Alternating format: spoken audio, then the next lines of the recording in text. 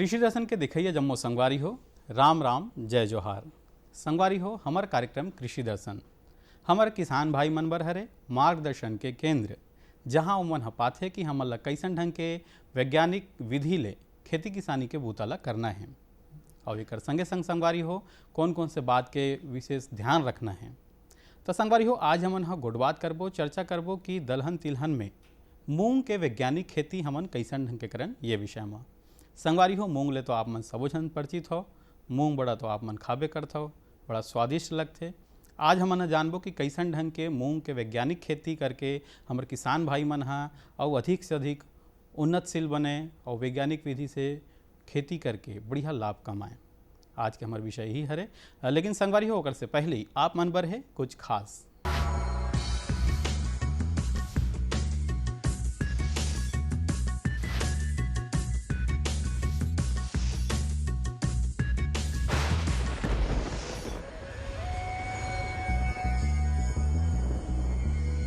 छत्तीसगढ़ की जो जलवायु और खेती कर रहे हैं तो खाली सबसे पहले मिट्टी के चयन करना बहुत ज़रूरी थे। और आजकल की जो समय जो इधर जो क्लाइमेट जो बोलते हो मौसम जो है वो देखे जाए तो क्या है, इधर की जो समय जो मौसम है वो उतार चढ़ाव, कभी बारिश कभी ठंड जैसे महसूस थे, कभी उमस टाइप से महसूस थे। तो एकर से गोभी के फसल ला कोई फर्क नहीं पड़े।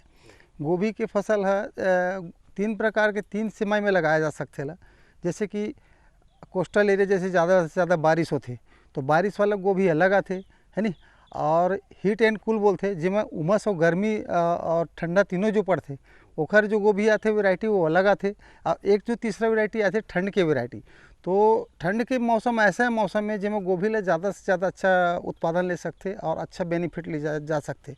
और एकर के लिए ज़मीन की जो तैयारी है तो जैसे बारिश के लिए तैयारी करना है ज़मीन की तैयारी, तो अपन बारिश में क्या होते कि गर्मी के मौसम में अपन जुताई करके पहले से पूरा तैयारी करके रखे लगते।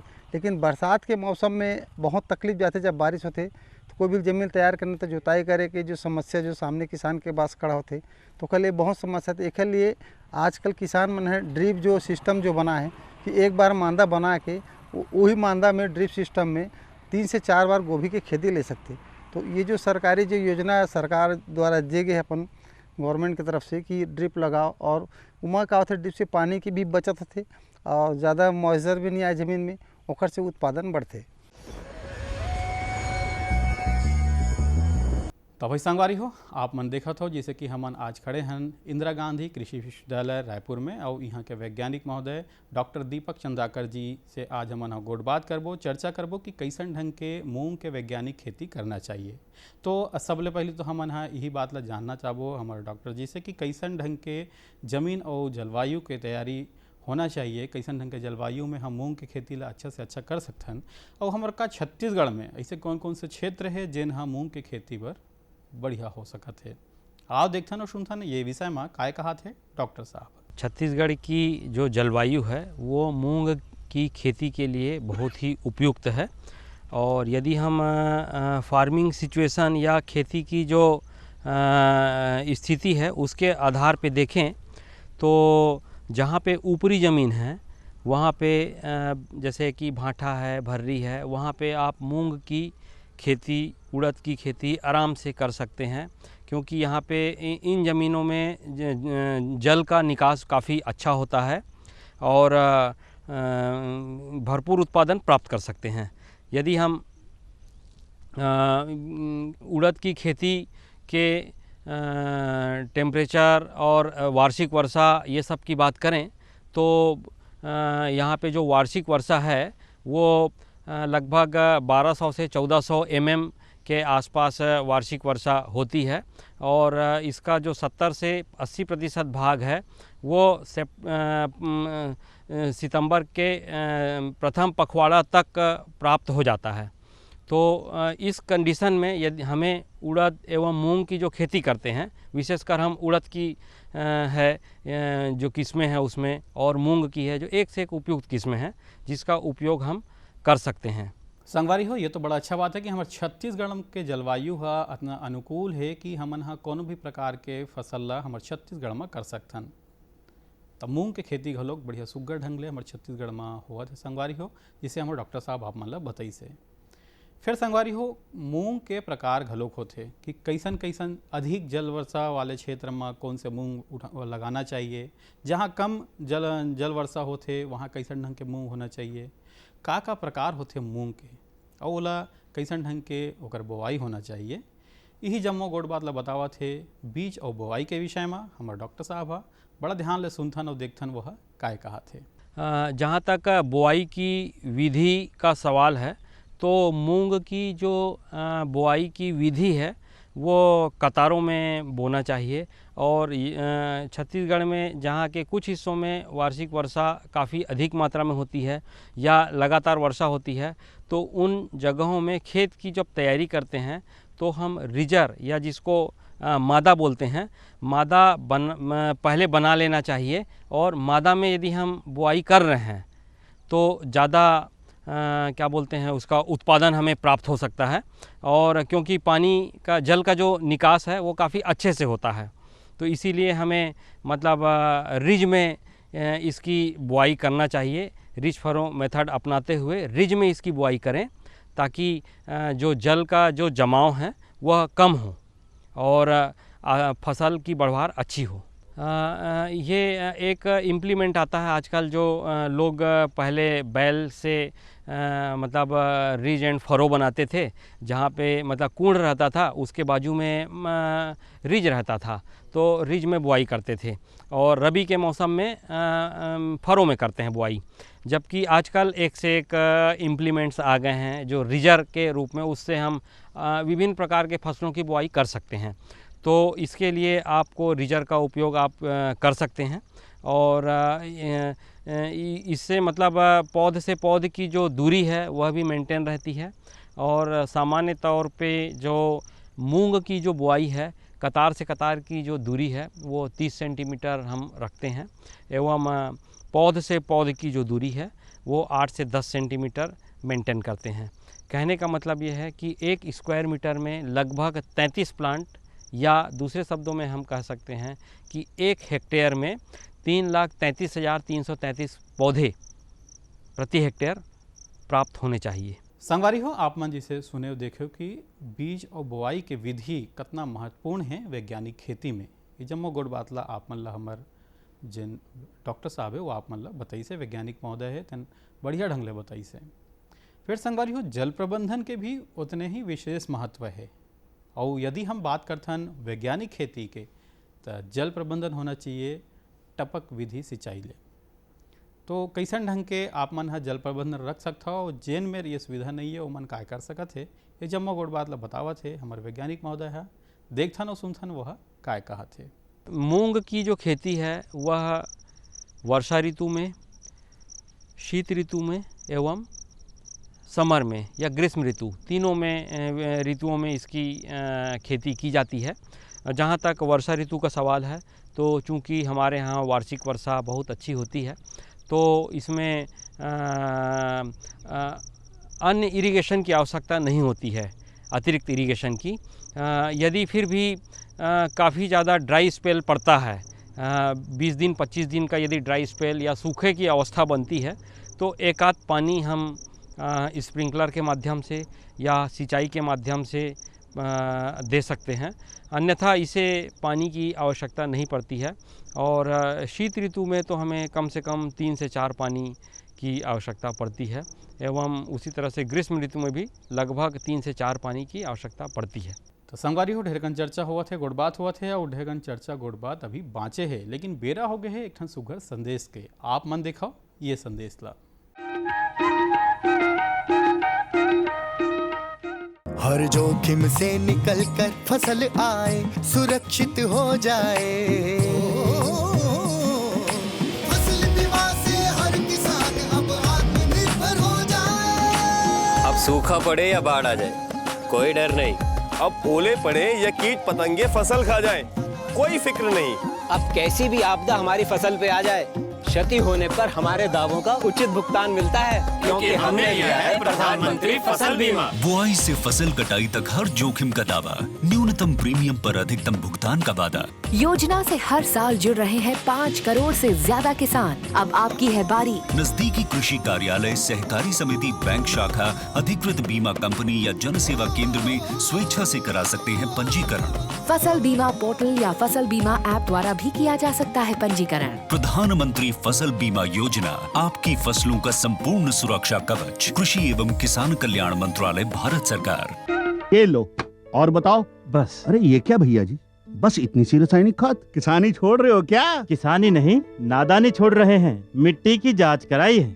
अब तो लाला जी जितनी जरूरत है उतने ही उर्वरक खेत में डालेंगे। हाँ, किसान भाई आज ही अपने जिले की नजदीकी भूमि परीक्षण प्रयोगशाला में मिट्टी की जांच जरूर करवाएं और मिट्टी में पोषक तत्व, नमी व पौधे के विकास को देखते हुए केवल जरूरत के अनुसार ही पोषक तत्व डालें। और हाँ, मिट्टी में गंधक, जस्ता, बोरोन जैसे सूक्ष्म पोषक तत्वों का पता लगाना भी न भूलें। उर्वरक और जैविक खाद के सही उपयोग से भूमि का उपजाऊपन बनाए रखें, उत्पादकता बढ़ाएं, खर्चा घटाएं और बहुमूल्य विदेशी मुद्रा बचाने में भी सहयोग दें। और हाँ, धीमी गति से नाइट्रोजन उपलब्ध कराने वाले उर्वरकों जैसे नीम लेपित यूरिया को प्राथमिकता दें और यूरिया का पत्तों पर छिड़काव करें। अरे वाह, तू तो सचमुच समझदार हो गया रे। अधिक जानकारी के लिए संपर्क करें जिला कृषि अधिकारी या किसान कॉल सेंटर।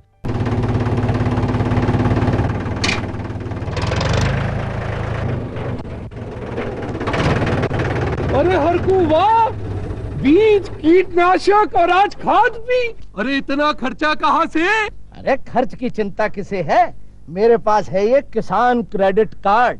कार्ड? अरे बैंकों द्वारा जारी इस कार्ड से किसान उसकी सीमा तक की रकम कभी भी बैंक से निकलवा सकता है और खेती बाड़ी की सामग्री कभी भी खरीद सकता है। तो हरकू भैया एक कार्ड मेरे लिए भी। किसान क्रेडिट कार्ड के लिए नजदीकी बैंक से संपर्क करें और पाएं ढेर सारे लाभ। संदेश के बाद कार्यक्रम में एक बार फिर से आप मन के स्वागत है संगवारी हो। जैसे कि आज हमन गुड़बात करबो, चर्चा करबो कि कैसन ढंग के आप मन हा अपन क्षेत्र में मूंग के सुगर खेती करके बढ़िया से बढ़िया लाभ कमा सकत हो।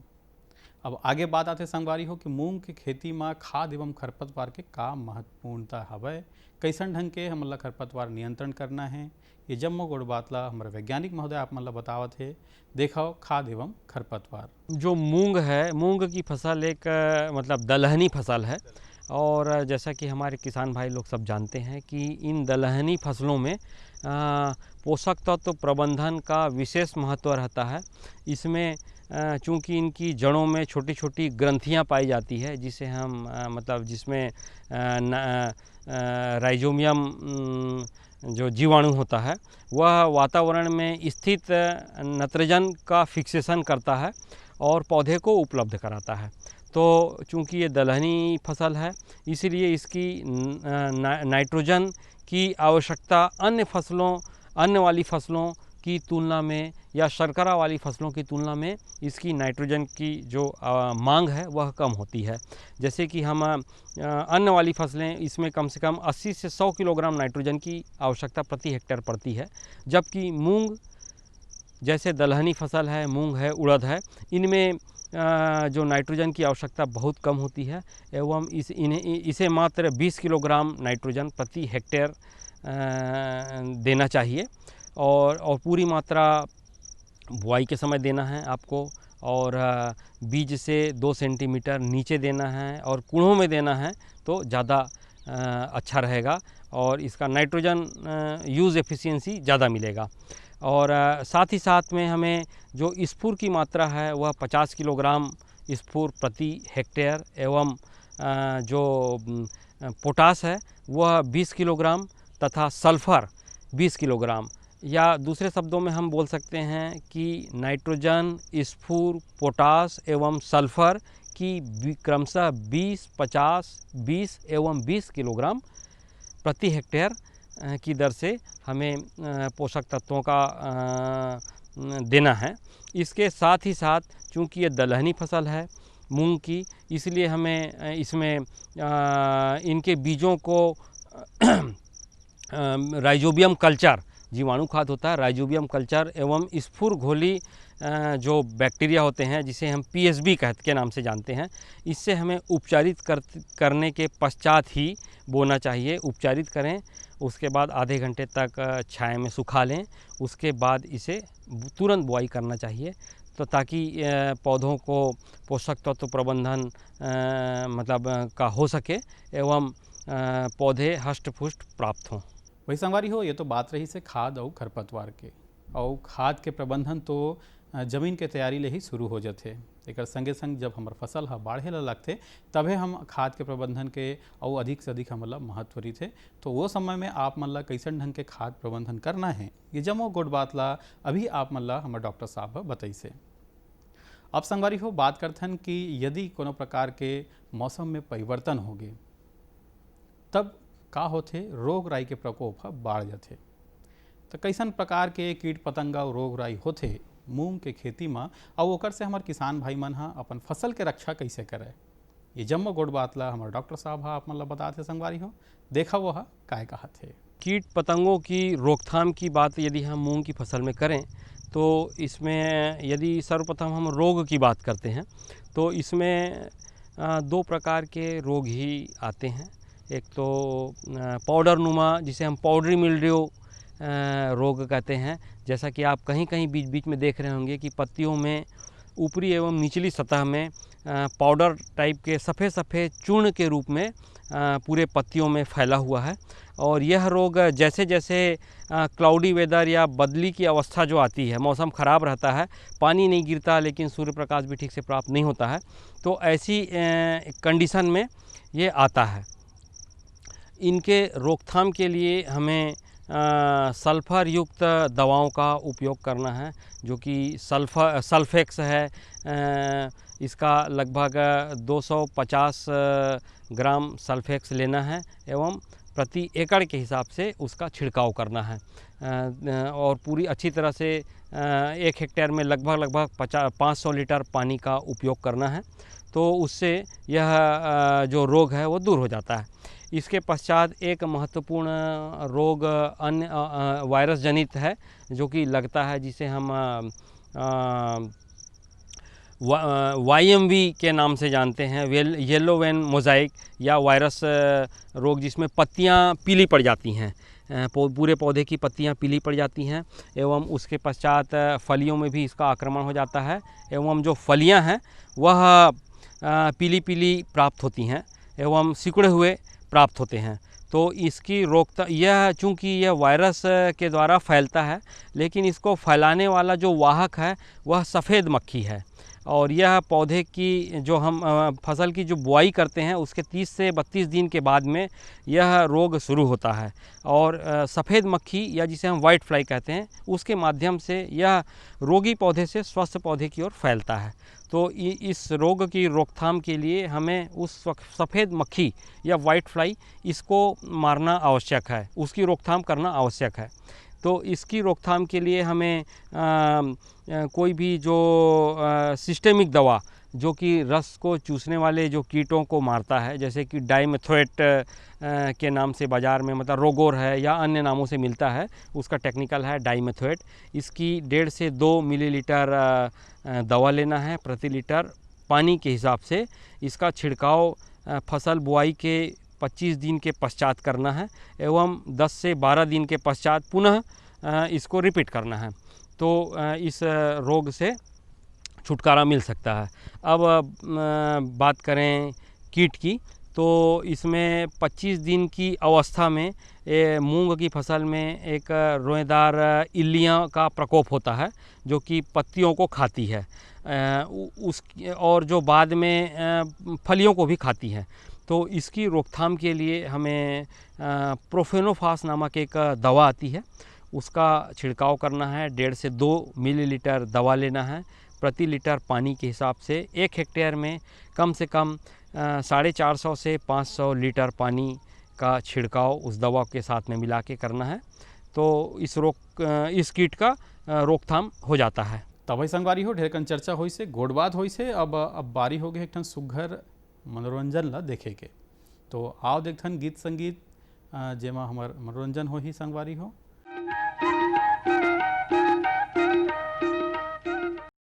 ये घटौंदाला छोड़ बाई घटौंदाला छोड़ वो घटौंदाला छोड़ घटौंदाला छोड़ भाई घटौंदाला छोड़ वो घटौंदाला छोड़ ये घटौंदाला छोड़ बाई घटौंदाला छोड़ वो घटौंदाला छोड़ घटौंदाला छोड़ भाई घटौंदाला छोड़ वो घटौंदाला ए भुजालर संदे तोर घेरी घेरी बरजेऊ घटौंदाला छोड़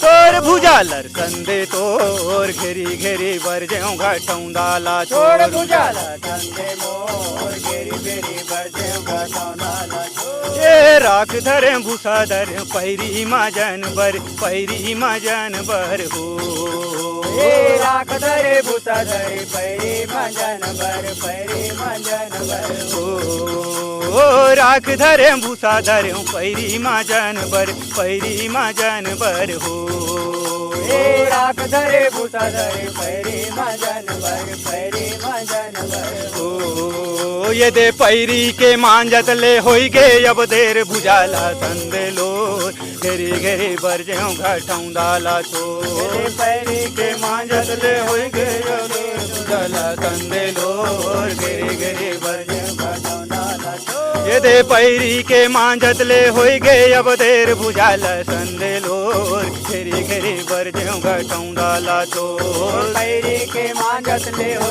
गे अब देर भुजाला संदे लो घेरी घेरी बरजेऊ घटौंदाला छोड़ भुजाला संदे लोर घेरी घेरी बरजेऊ घटौंदाला छोड़ भुजाला संदे लोर घेरी घेरी बरजेऊ घटौंदाला छोड़ भुजाला संदे लोर घेरी घेरी बरजेऊ घटौंदाला छोड़ भुजाला संदे लोर घेरी घेरी बरजेऊ घटौंदाला ये राख धरे भूसा धरे कर धन मांजन बर कर धन मांजन बर हो ये राख धरे भूसा धरे कर धन मांजन बर कर धन मांजन बर ओ राख धरे भूसा धरे कर धन मांजन बर कर धन मांजन बर हो ये राख धरे भूसा धरे कर धन मांजन बर कर धन मांजन बर ये दे कर धन के मांजत ले होई गे अब देर भुजाला संदे लो घेरी घेरी बरजेऊ घटौंदाला छोड़ कर धन के मांजत ले हो गे अब देर भुजाला संदे लो